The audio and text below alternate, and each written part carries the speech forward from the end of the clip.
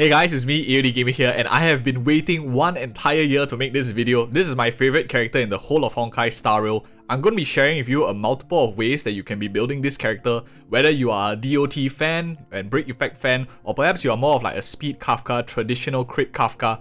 Be it what it may, we're going to cover all of them in this video as well, so stay tuned to find out. Alright, so first things first, let's get in with like relics. I think it's very important to talk about a lot of the relics that we have currently in 1.2.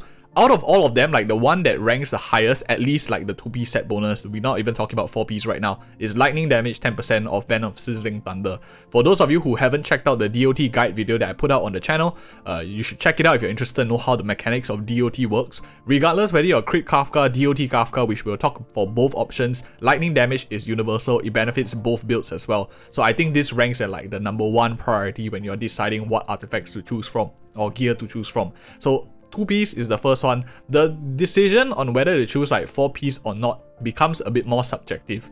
The question then comes is, do you really want this 20% attack which is only for one single turn, of course, and it's also requiring you to use skill, or would you rather, for example, like a very universal 6% speed, or maybe a 16% break effect, or even, for example, a damage reduction of 8% that's roughly like unconditional. This 4-piece is, I wouldn't say it's like super fantastic. Until we get a better like 4-piece for lightning, I'm pretty sure, or my gut feel is I think 2-piece lightning damage bonus and one combo of like these other 3 slots will probably be the best, especially if you're running a versatile opinion or builds and stuff like that. For DOT builds, my opinion is I think running Thief of Shooting Meteor will be quite attractive. This is when you can consider moving all the way to the 4-piece because you get quite a bit of 32% break effect, and Kafka does weakness break enemies quite often from her follow-up attacks, her ultimates and stuff like that. Does offer quite a lot of lightning break damage, which is why I think 4-piece Thief of Shooting Meteor is worth considering, especially if she's the only lightning character on the team. Maybe you're not running here with Serval, Jingyuan, and etc. So that is one of the alternatives that you can consider. Of course, you can run 2-piece, like mentioned. These 3 likely will work quite well. The other alternative, if you don't care too much about break effect, you don't care too much about, for example, a 2-piece combo, the only other one out of all of these, of course, attack is like so. I would say if you don't have anything better, you could, but attack is a very easy stat to find in a lot of places compared to lightning damage bonus, as well as now you can get this 6% speed here. This one is not as important. I think the other set would definitely be Guard of Wuthering Snow. This gives you 8% damage reduction, which if you are running, for example, a triple Nihility class, or maybe a 2 Nihility, 1 Harmony, and only 1 Sustain, this additional damage reduction, as well as a bit of HP restoration energy, is quite useful for Sustain, especially if you want a little bit more protection for your whole entire roster. So I would say this is the only niche set that could work, especially if you're running a more aggressive team composition, running a single sustain unit. So that is the other alternative I have, 4-piece Guard of Wuthering Snow. The rest of them are so more niche than not.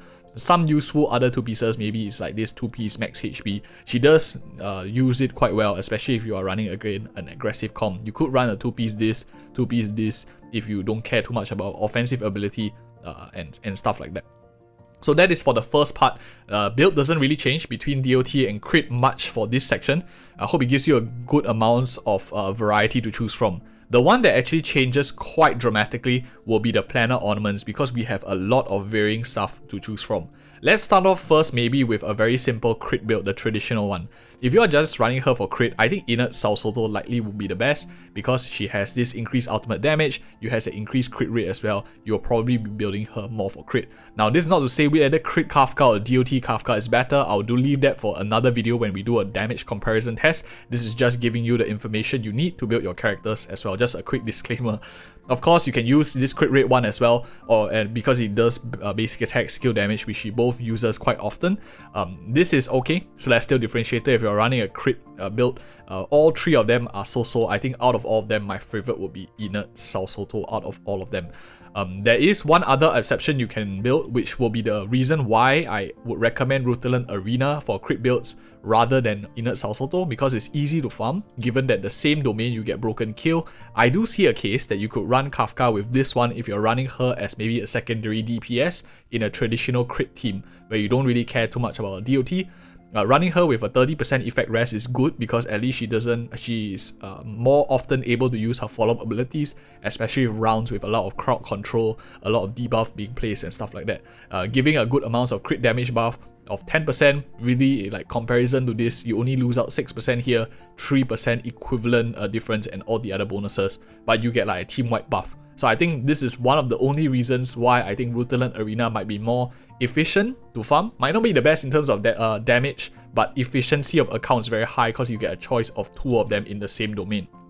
So that's for like the crit Kafka section. The second part really is talking more of like the DOT team, which I think a large portion of you might care about.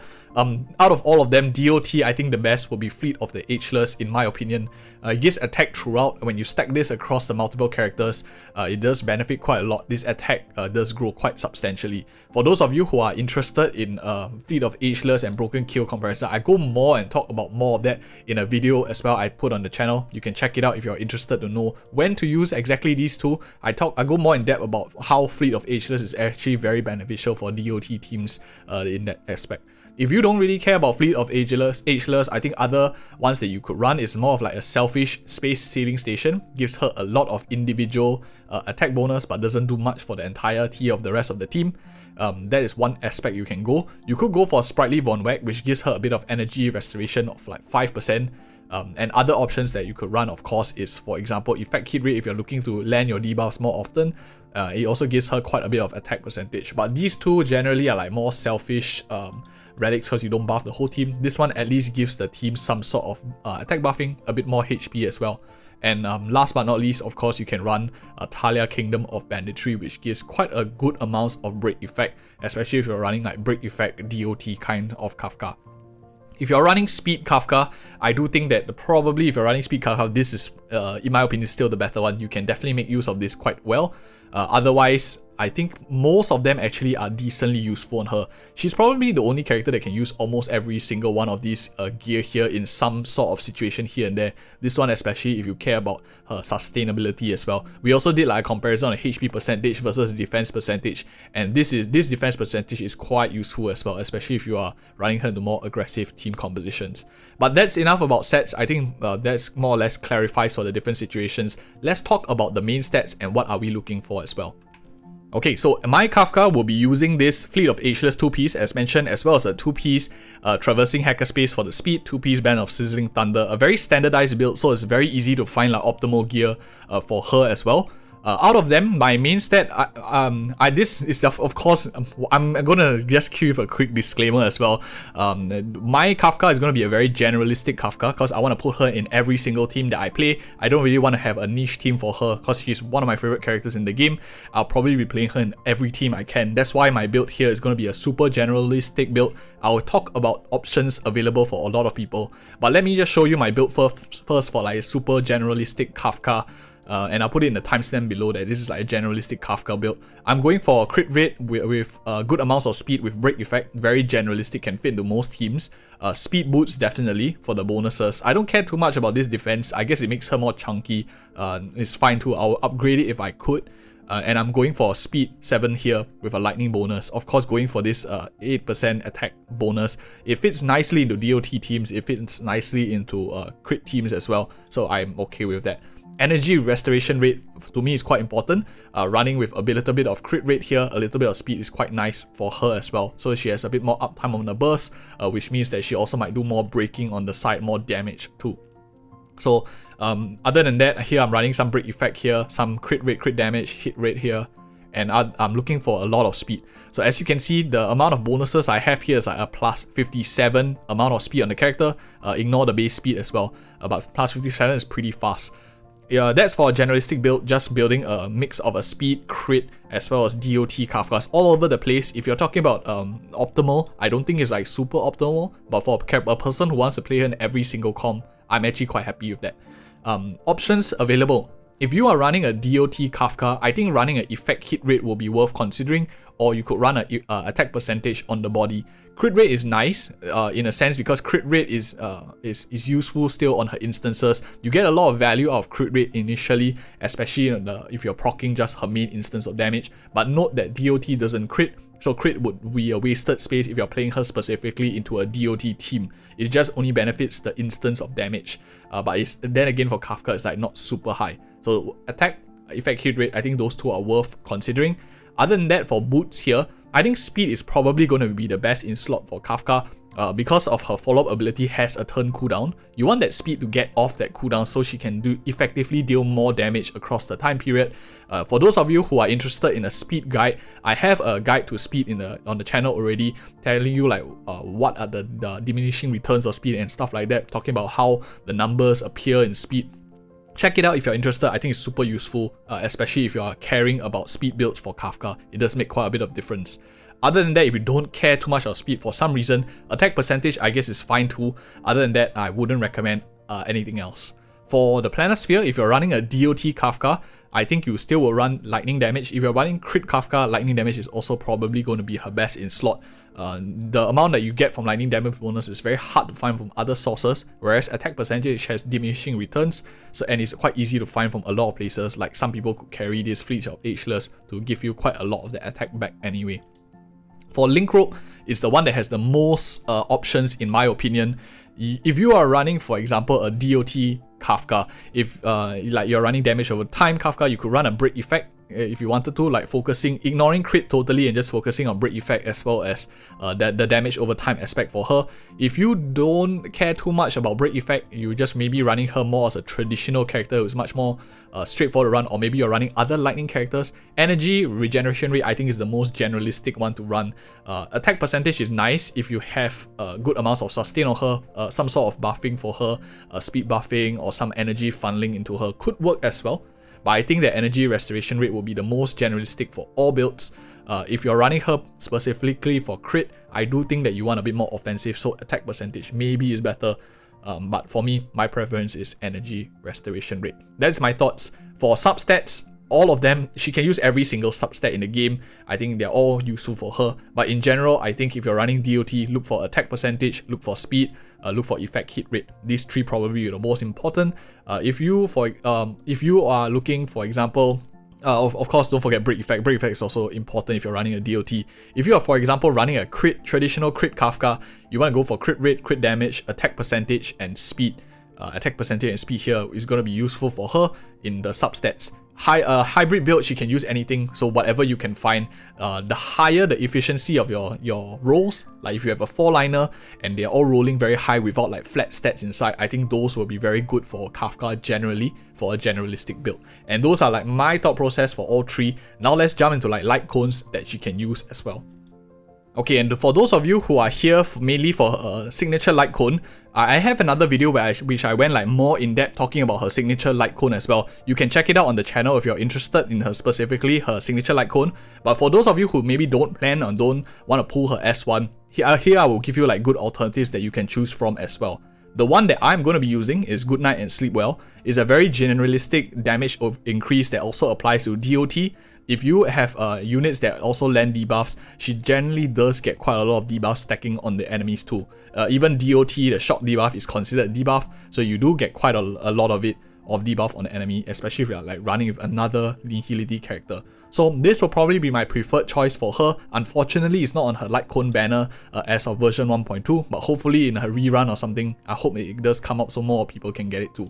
The other option that you can run, I think is pretty useful, is Resolution Shines as Pearls of Sweat. This will probably be more geared towards a supportive Kafka because you are able to like land a debuff on all enemies to give them a defense shred as well. This works nicely also since damage over time is amplified with defense shredding. For those of you who don't know, this means that she can also act as a debuffer if one day like another very strong nihility DOT character comes out as the main DPS in a DOT fashion. She can always use this, quite flexible in like her play style, whether she's like the main or sub DPS.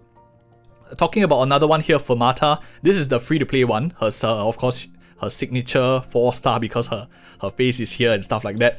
At Super Imposition 5, it gives quite a lot of break effect. This is definitely more catered towards a DOT Kafka kind of build. As you can see here, it works very nicely in a Sampo and Kafka team already because of this shock and wind shear damage bonus. Applies to DOT as well. And also giving you this very nice 32% break effect bonus for a DOT Kafka. If you maybe don't have Good Night Sleep Well over here, as you can see right here, This one stacks up to 3 times, so at max superimposition, this one is like a 72%.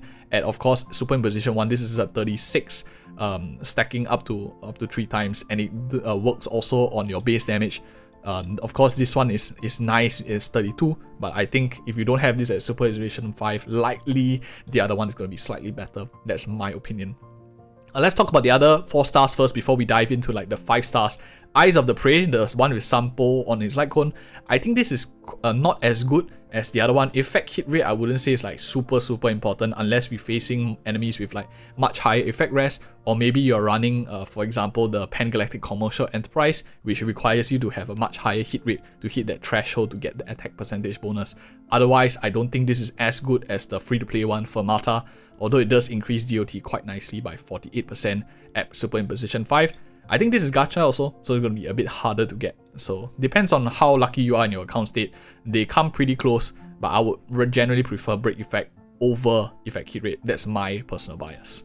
Next up, we have event Lightcone. If you didn't play during this time, then you could just like fast forward the video to the next side. But if you did play, this one gives very similar effects, hit rate which is so-so. And defense reduce enemies, of course, is not very good unless you are running her with another character that debuffs in terms of defense. But likely, if you're running like Pella, probably Pella will be using this instead of Kafka. Not very good in my opinion, either way. And the last one, this is the Battle Pass one. This is so-so. Again, I don't think anyone will have this at superimposition 5, but at superimposition 1, if you do like a basic attack skill, you deal an additional damage for the 8% of the various attack to a random ally that has been attacked. What I'm interested to figure out is whether this applies to like the follow-up ability, because you get an additional instance of damage. If any of you know or have this Lightcone, because I don't have this as of version 1.2, probably will test it in future, but if any of you know, do leave us a comment below. We will be happy to learn from each other in the community too. And that kind of wraps it up for my 4-star Lightcones. Just to summarize, this is probably my favorite. This is like support Kafka. This is strong for free to play. The rest of them are okay, but kind of copium and stuff like that. The other 2 Lightcones, let's go over them real quick. First is Incessant Rain. I'll talk about it real quick. I don't think it's very good. Effect hit rate not as nice as some of the others that we see, like damage. What's nice, of course, is a little bit of crit. If you're running DOT, you don't really care too much about this. But the real thing that is useful is this Aether Coat that she implants, which increases damage, of course.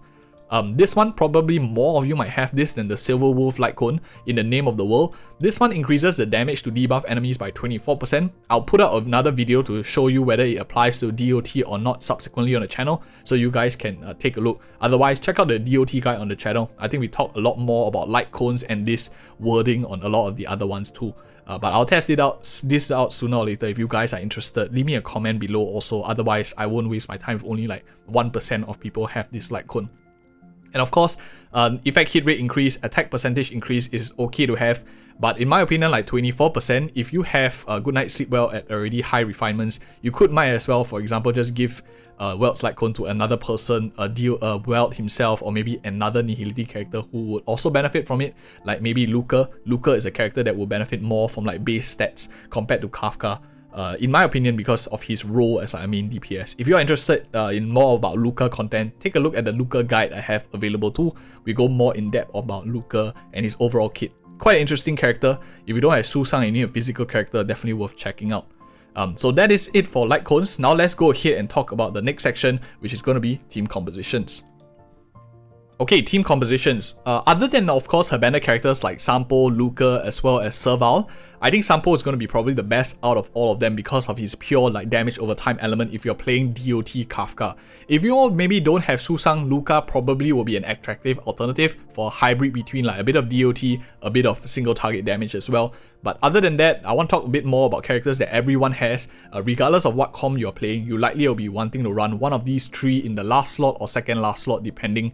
March 7 I think is really good with higher Eidolons, E6. With speed, she is able to shield more units very effectively, removing a lot of that requirement, for example, of drawing aggro with her skill. But if you don't have her at high Eidolons, I don't think you're going to be super effective. You can check out my video on my March 7 build guide, and I actually go quite a lot in depth into how good this character is and versatile this character is to play. But for majority of people who don't have her at E6, I think these 2 are characters that you definitely want to look at. Esther gives her a lot of speed. Esther gives her a lot of attack as well, so DOT Kafka really likes both of those aspects. And of course, Esther on her own does a bit of burning with her basic attacks. Natasha is just a very good free-to-play sustain units, but any other sustain units, for example like Bailu, you can run like Japart, you can buy like Lota. But I guess at this point, not everyone has these expensive characters, so that's why I'm putting in Natasha here as well. And for those of you who want like a lot more in-depth guide on DOT teams in terms of her best team, concrete teams, speed teams, check out this video here. I go deep dive into many other like combinations of characters in the game currently, and which I think some of you might find very helpful. If you appreciate such content, like and subscribe. We do this every single patch, and see you in the next video.